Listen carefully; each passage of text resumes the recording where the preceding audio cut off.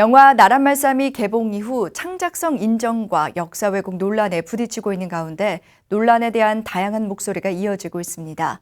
기획부도 마지막 시간은 역사 왜곡 논란을 극복하기 위해 어떠한 노력을 해야 하는지 불교계의 목소리를 들어보며 발전 방향을 모색해봤습니다.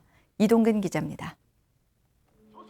영화 군함도와 덕혜옹주, 안시성 등은 시대극이라는 요소와 함께 역사 왜곡에 휩싸였던 공통점이 있습니다.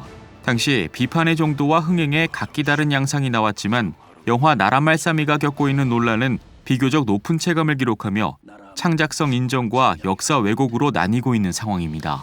하지만 영화는 감독의 상상력이 필수적으로 더해진 엄연한 창작물이고 다양한 훈민정음 창제설 중 하나이며 영화적으로 재구성했다는 자막은 이를 대변합니다. 영화를 보는 자세에 대해 역사적 진실을 다양하게 봐야 한다는 입장이 대두됐고 열린 시각을 토대로 영화가 또 하나의 사회적 언어가 될 수 있음을 인지하는 태도가 필요해 보입니다. 더불어 세종대왕을 폄훼하려는 의도는 있을 수 없고 인물의 고뇌와 번민을 통해 한글 창제의 드라마적 요소를 부각하려는 감독의 취지도 중요해 보입니다. 특히 감독의 작가주의 정신이 묻어난 신미대사에 대해선 역사적 공백을 메우는 세종대왕의 상대역으로 새롭게 탈바꿈시켰다는 순수 의도를 존중할 필요가 있어 보입니다. 영화를 통해 수면 위로 떠오르고 있는 신미대사 업적에 관해서는 보다 신중한 입장이 필요해 보입니다. 신미대사가 실존 인물임은 분명하지만 창제에 관한 명확한 기록이 남아있지 않기에 객관적 연구를 토대로 수많은 경전을 번역, 보급한 신미대사의 업적에 초점을 맞춰야 하는 것입니다. 이번 영화를 계기로 고대 선승들이 훈민정음을 먼저 배워 한글 홍보와 포교에 적극 기여했다는 사실을 재고해야 한다는 목소리도 높습니다.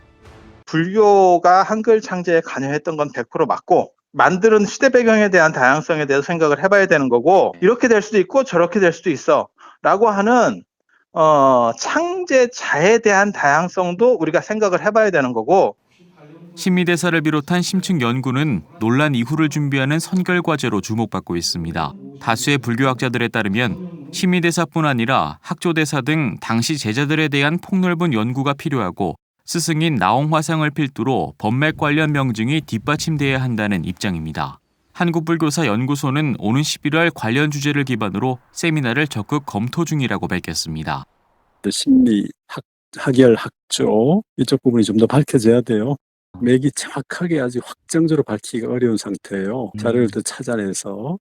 영화적 창의성과 역사 왜곡, 신미대사의 역할 등 나란말싸미가 전하는 화두가 한국 사회는 물론 불교계의 생산적 방향으로 나가는 또 하나의 길이 되길 기대해 봅니다.